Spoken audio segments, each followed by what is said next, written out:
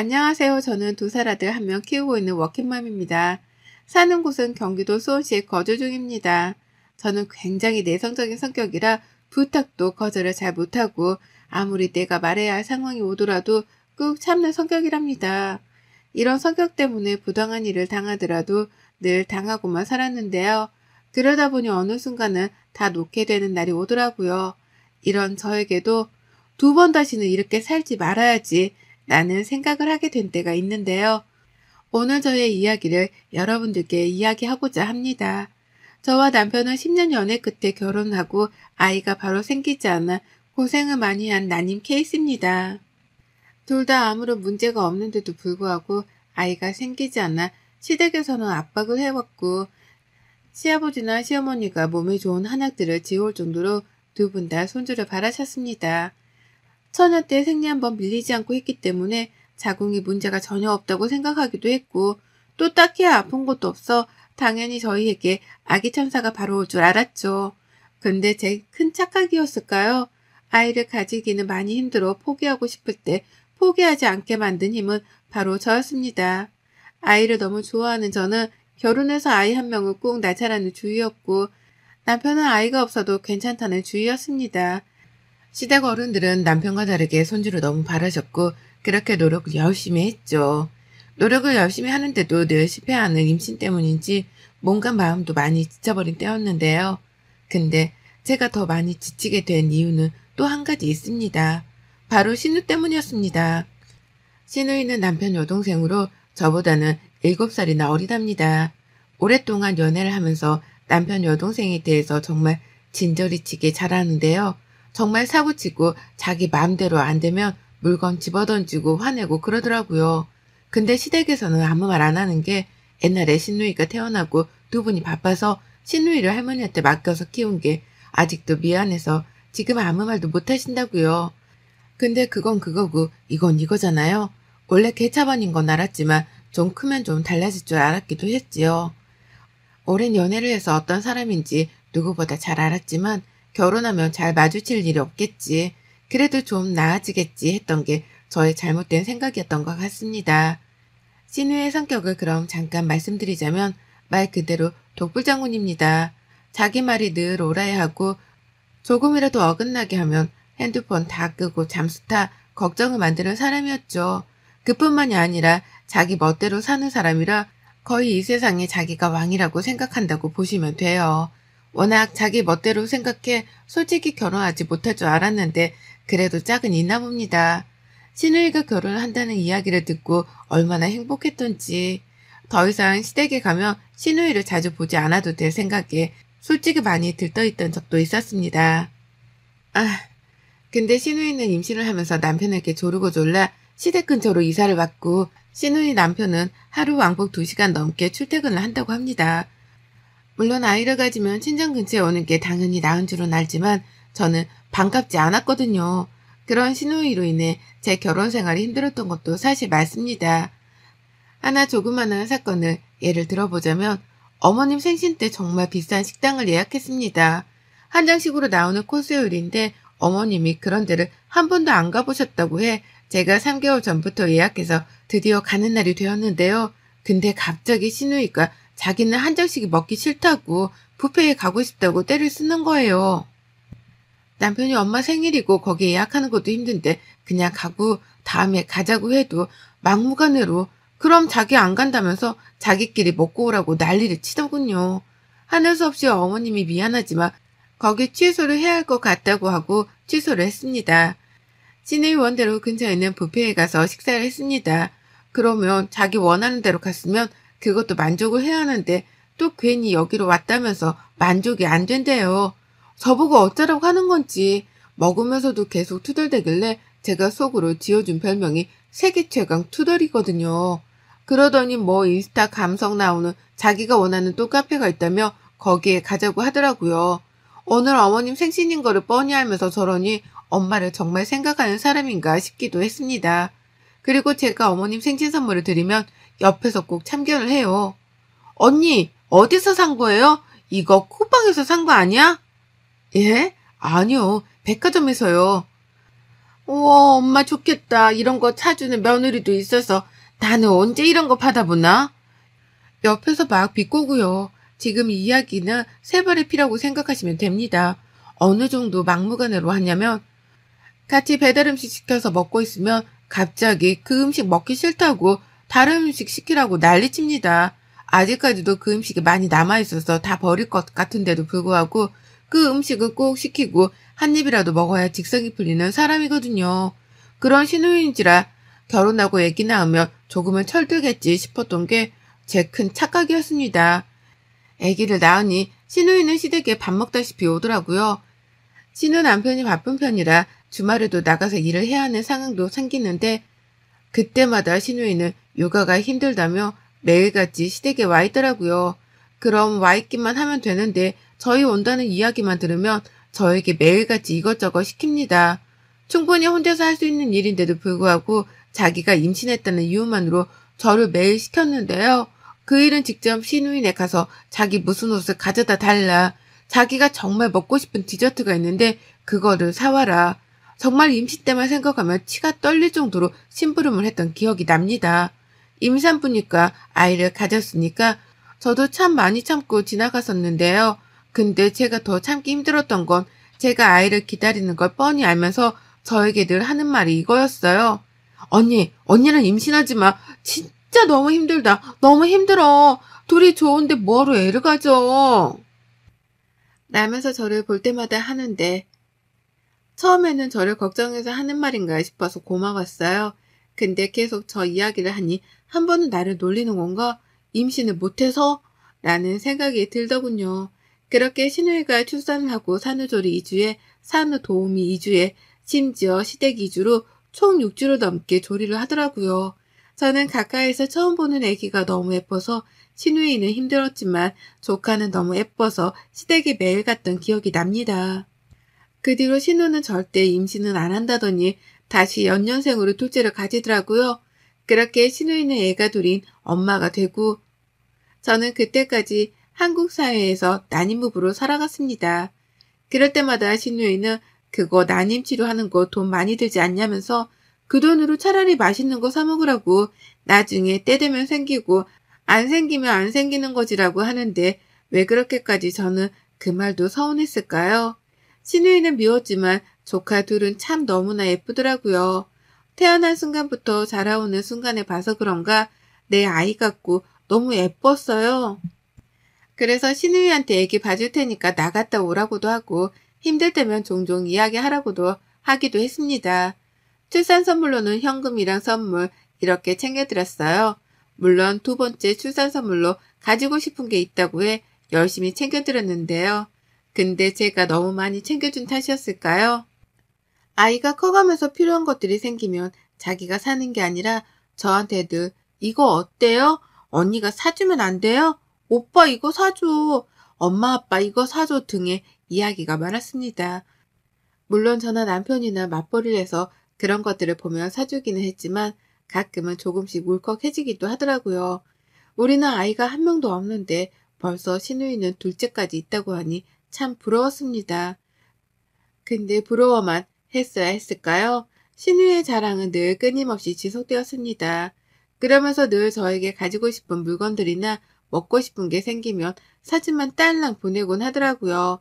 몇 번 정도는 그냥 말없이 사서 보내기도 하고 직접 포장해서 주고 나름대로 숙모의 역할을 다했다고 생각했습니다. 그럴수록 신우이의 만행은 도를 지나치더군요. 임신도 자꾸 실패하고 신우이까지 그러니 한동안 우울증에 많이 힘들어했습니다. 그리고 드디어 제가 그렇게 바라고 바래던 아기 천사가 저희를 찾아왔습니다. 병원에서 임신을 확인받았을 때 정말 세상을 다 가진 것 같았죠. 신우이도 당연히 가족이니까 축하해 줄 줄 알았는데 처음에는 축하하더니 나중에 결국에는 본색을 드러내더군요. 입덧이 초반에 너무 심한 편이라 제대로 잘 먹지를 못해서 오히려 살이 빠졌거든요. 근데 제가 딱 먹을 수 있는 것만 괜찮아서 그것만 먹곤 했거든요. 신우이가 근데 갑자기 그 음식이 먹기 싫었던 것 같아요. 저보고 언니 너무 유난 아니에요? 아무리 입덧이 심해도 그렇지. 나 그거 정말 먹기 싫은데. 라고 하니 남편이 옆에서 막 뭐라고 하더라고요. 너 임신 때를 생각해보라면서 하니까 시누이는 또 씩씩대더니 독불장구 같은 성격이 나와서 자기 집에 가겠다고 하더라고요. 남편이 그만 좀 오고 빨리 가라고 하니 울면서 자기 집으로 가는 걸 보며 솔직히 뭔가 통쾌하긴 했어요. 우리 시누이 임신했을 때 진짜 말도 못했어요. 매일같이 자기 먹고 싶은 거 안 먹으면 삐지기 일쑤였고 당연히 그땐 임신했으니까 시누이 위주로 외식도 하고 그랬거든요. 그때마다 저에게 했던 말이 뭔지 아세요? 언니는 아직 임신을 안 해봐서 입덧이 얼마나 힘든지 모르겠다. 나는 진짜 너무 힘들어서 이 음식만 먹어야 돼요. 했거든요. 근데 막상 제가 입덧을 하니 왜 이렇게 유난이라고 자기 때를 생각 못하는 것 같더라고요. 그래도 저는 그렇게 기다렸던 아기 천사가 찾아와서 얼마나 기쁜지 모르겠더라고요. 시누이가 그런 것도 싹 잊고 말이에요. 또 임신하니 시댁에서 하는 대우도 달라지고 시누이도 함부로 못하니 솔직히 너무 살 것만 같았습니다. 그 뒤로 행복은 지속되는가 했습니다. 기형아 검사에서 다시 한번 검사를 해보라는 소견이 나와서 대학병원에 가라고 하더라고요. 다운증후군이 혹시 의심되는데 아닐 수도 있으니 큰 병원에 가서 검사를 해보라니 정말 그때만 생각하면 아직도 아찔합니다. 그 이야기를 듣고 얼마나 울었던지 혹시 우리 아이가 그러면 어떡하지? 중간에 혹시라도 장애가 있다는 사실을 알면 유산을 할 수도 있다고 했지만 어떻게 지금까지 품어온 아이인데 그럴 수 있을까요? 검사를 하기 전까지 울고만 지냈던 것 같아요. 그런 저를 보고 시어머니가 제가 잘 먹는 요리를 만들어 주신다고 집으로 우선 오라고 하시더라고요. 남편과 퇴근하고 시댁으로 건너갔습니다. 다들 걱정하지 말라고 하지만 제 귀에는 그게 잘 들어오지 않더라고요. 근데 시누이가 갑자기 저보고 언니 뭘 고민해요. 당연히 장애가 있으면 안 낳는 게 맞는 거예요. 우리 오빠 고생시킬 일 있어요? 라고 하는데 순간 저도 모르게 시누이 뺨을 때렸습니다. 정말 순간적으로 지금까지 쌓아온 감정들이 터져 시누이 뺨을 때리니 시누이가 놀란 눈으로 저를 쳐다보고 남편은 너는 내가 진짜 동생이란 게 언니 위로는 못해준 망정 그딴 얘기나 하고 있냐? 네 자식이면 지우라는 말이 나올 거야? 맞을만 했어. 이번에 네가 도를 지나쳤어. 라고 하니 그때부터 시누이는 엄마, 아빠, 오빠랑 언니가 나를 저렇게 한다고 울고불고 쌩 난리를 쳤습니다. 시어머니, 시아버지는 어떻게 해야 할지 몰라 발만 동동 구르고 있고 저는 그 자세로 시누이한테 한마디 했습니다. 아가씨, 지금까지 아가씨 동생 같고 어릴 때부터 봤기 때문에 많이 참았어요. 아가씨 독불장군인 거 모르고 결혼한 거 알고 어린아이에 시집가서 아이 둘 낳으면서 그것도 많이 안쓰러워 잘 챙겨주려고 늘 노력했고 조카들도 정말 내 자식들처럼 너무 예뻐한 거 알 거예요. 내가 얼마나 임신하고 싶어 했는지 알면서 아이를 지우라는 말을 어떻게 그렇게 아무렇지 않게 해요? 그게 지금 나한테 할 소리예요? 라고 말하니 시누이는 아무 말도 못하고 그래도 왜 때리냐면서 자기가 만만하냐면서 또다시 울기 시작하더라고요. 내가 지금 더 말을 못해서 그렇지 아가씨 하는 행동 어디 가면 정말 따돌림 당해요. 나니까 그냥 가만히 있는 거지. 안 그래요? 지금 아가씨 하는 행동은 꼭 유치원 7살인 느낌이 들어요. 자기가 싫으면 화내고 자기 뜻대로 안 되면 버럭 화내고 난리치고 지금 조카들이랑 아가씨 행동이 뭐가 다른데요? 말해봐요. 왜 아가씨가 친구들이 없는 줄 알아요? 아가씨의 그런 행동들 때문에 다 떠나는 거예요. 솔직히 시누이 친구들 많이 없거든요. 자기 말로는 결혼식 때도 자기가 진짜 친한 친구들만 불렀다는데 제가 보기에는 진짜 친구가 없는 것 같아 보이더라고요. 저렇게 자기만 알고 오냐오냐 컸는데 누가 저런 사람과 친구하고 관계를 이어가겠어요? 더 이상 그 자리에 있지 못할 것 같다 시부모님께 죄송하다는 말씀드리고 그대로 집으로 왔습니다. 그 다음날 시어머니가 전화를 해오셨어요. 얘야 미안하구나. 우리가 너무 오냐오냐 키워서 그런 거니 네가 이해 좀 해주렴. 어제 너희가 하고 나서 우리가 충분히 많이 뭐라고 했으니 자기도 아마 느낄 게 있을 거야. 라고요. 네, 어머님. 이라고 했는데도 신우의 말들이 자꾸만 맴돌아서 어찌할 바를 모르겠더라고요. 그 뒤로 검사를 진행했고 결과가 나오는데 일주일 정도 시간이 걸린다고 해 회사에 미뤄왔던 휴가를 내고 집에서 쉬고 있었습니다. 갑자기 띵동 하는 소리가 들리더니 신우이가 찾아왔더라고요. 또 어떤 염장을 지르려고 하나 싶어가지고 문을 열어줬습니다. 그러더니 갑자기 저보고 대뜸 언니 그 유모차 있죠? 그거 좀 나 좀 빌려줘요. 잠깐 쓸게요. 라고 하는 거예요. 친구가 저희 임신했다는 이야기 듣고 애기용품 미리 사놔야 애기 건강하게 큰다면서 진짜 비싼 유모차 선물한 게 있거든요. 근데 그거를 저희 집에 왔다가 본 것 같아요. 대뜸 유모차를 빌려달라니 황당하잖아요. 아니 갑자기 유모차를 왜 빌려달라고 해요? 아가씨 유모차 있잖아요. 근데 언니 거 그거 비싼 거잖아요. 이번에 조리원 동기 모임 나가는데 나도 좀 좋은 거 하고 싶어서 그래요. 미안한데 안 될 것 같아요. 아직 아이 태어나지도 않았고 친구가 저 쓰라고 준 건데 빌려줬다는 거 알면 얼마나 서운하겠어요. 미안해요. 아, 정말 언니. 애기 아직 태어날지 안 태어날지도 모르는 상황에서 무슨 유모차예요. 나라면 이런 유모차 말고 애기 건강이나 더 신경 쓰겠어요. 참. 그러니 애기가 기형아 검사를 보통과 하지. 라는 말에 들고 있던 물컵을 신우에게 뿌렸습니다. 아, 뭐 하는 짓이에요, 진짜? 저번부터 안 되겠네? 뭐 하는 짓? 너 진짜 뚫린 입으로 함부로 하니? 너 더 당해볼래, 진짜? 하면서 신우이를 바닥에 내동댕이 쳤습니다.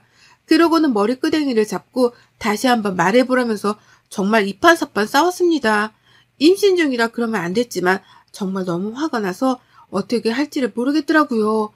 그렇게 신우이 머리를 한 움큼 뽑고 나서는 한마디 했어요. 너 2번 다시 우리 집에 발디딜 생각하지 마. 그리고 나한테 뭐 바라지 마. 오빠한테도. 울며불며 자기가 뭘 잘못했냐고 하길래 한 번 더 말해줬습니다. 너는 네가 잘못한 걸 진짜 몰라? 너 그렇게 말하는 거 고쳐. 그러지 않으면 네 곁에 아무도 안 남을걸? 심지어 네 남편도 가족이니까 참는다 생각하지 마. 네 성격 진짜 받아주기 힘드니까. 그리고 쫓아냈습니다. 너무 화가 나고 눈물이 나서 주체를 할 수가 없었지만 남편이 오고 지금까지 있었던 일을 다 얘기하니 잘했다고 하면서 안아주더라고요. 그 시간이 흐르고 검사 결과가 나왔는데 다행히도 아이는 기형아 검사를 무사히 통과했습니다. 시댁이랑 친정에게도 알렸는데요. 그 뒤로 저는 신우이가 오는 날이면 시댁에 가지 않고 신우이 전화는 차단했습니다. 저번에 첫째 조카 생일이었는데도 제가 챙기질 않았거든요.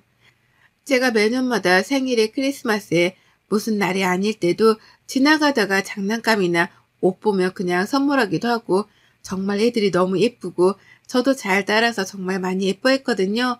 근데 생일인 거 알았는데 그냥 넘어갔습니다. 챙겨주고 싶은 마음이 없어서요. 그랬더니 지 오빠한테 자기의 생일인데 언니가 전화 한 통 없다고 하니 오빠가 야, 네 생일에 왜 언니가 전화를 해야 돼? 무슨 네가 왕이냐? 헛소리 할 거면 끊어. 나도 차단하기 전에. 라고 했더니 또 엄마 아빠한테 일렀더라고요. 어머님 아버님도 신우이 그런 행동에 너무 화가 나서 그런지 왜 굳이 챙겨야 하냐면서 그냥 너희 가족끼리 보내라고 했다고요. 그 뒤로도 신우이는 계속 제 뒷얘기를 하고 오빠한테도 전화로 새언니가 너무하다고 하는 것 같은데 남편이 그럴수록 차단한다고 전화하지 말라고 했다더라고요. 그 뒤로 저는 무사히 건강한 아이를 출산을 했고 병원에 다행히도 코로나라 면회가 금지돼서 신우이는 오지 못했습니다. 그렇게 육아를 본격적으로 시작했고 오히려 신우이가 저랑 연락을 안 하니 불편한 점이 한둘이 아니었는지 먼저 연락이 오더라고요. 일주일 내내 연락을 하는데 저는 받지 않았습니다. 그랬더니 시어머니가 전화를 해오셨네요. 신우이가 얘기를 하고 싶어 한다고 사과하려고 하는 것 같은데 한번 이야기해보면 어떻겠냐고 그러더라고요. 처음에는 내키지 않았지만 계속 피할 수는 없었기에 아기를 재워놓고 신우이의 전화를 받았습니다. 울며 자기가 잘못했다고 미안하다고 다시는 안 그러겠다고 하더군요. 그래서 제가 딱 말했습니다. 용서가 되지 않는다고요. 하니 자기가 어떻게 하면 되겠냐고 하길래 2번 다시 말을 함부로 하지 말라고 또 함부로 말을 한다면 그때는 정말 지금보다 더 심하게 대할 거라고 했죠. 알겠다고 하길래 그때부터 신우이가 조심하는 모습을 보이기 시작했네요. 다행히도요. 신우이한테 사실 더 참교육을 했어야 하는데 그때 많이 못한 게 아쉽기는 해도 이 정도면 충분히 알아들은 것 같아 이제는 조금은 편하게 대하려고 하는데요. 지금은 저만 보면 말을 전처럼 하지 않고 조심하는 게 보여 저도 편하게 대하려고 노력하고 있는데 잘 안 되네요. 사실 저는 용서하고 싶지 않지만 제가 남편이랑 사는 한은 신우이를 안 보고 살 수 없으니 그냥 저냥 지내려고 하네요. 저희 시누이 얘기 어떠셨나요? 여러분들도 그런 시누이가 있겠죠? 저는 정말 묵은 체증이 내려가는 것 같았습니다. 이제 우리 아이 육아하는 데만 전념하려 합니다. 여러분들의 시댁 이야기는 어떤가요? 여러분의 생각은 댓글로 남겨주세요. 오늘도 시청해 주셔서 정말 감사합니다.